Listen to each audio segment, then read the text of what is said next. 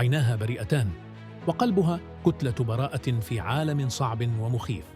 هنا تقدم الأطباق للزبائن، وقبل أيام كانت واقفة على منصة التتويج كبطلة عالمية مبهرة.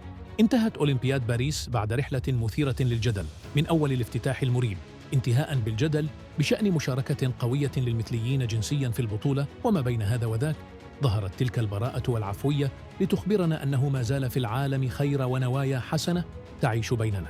تشو ياكين لاعبة جمباز الصينية حصدت الميدالية الفضية في منافسات عارضة التوازن للسيدات، ولم تعرف كيف تحتفل، فنظرت إلى اليسار لتجد منافستيها يضعان الميداليتين في فميهما، وبكل عفوية قلدتهما، فأثارت إعجاب العالم أجمع. لم تمر سوى أيام وعادت تشو ياكين إلى بلدها الصيني، فأثارت الإعجاب مرة أخرى حين انتشر لها فيديو وهي تخدم العملاء في مطعم يملكه والداها في مدينة هينغيانغ مرتدية زيها الأولمبي. شاركنا بصورة في التعليقات للقطة التي تراها الأبرز في الأولمبياد.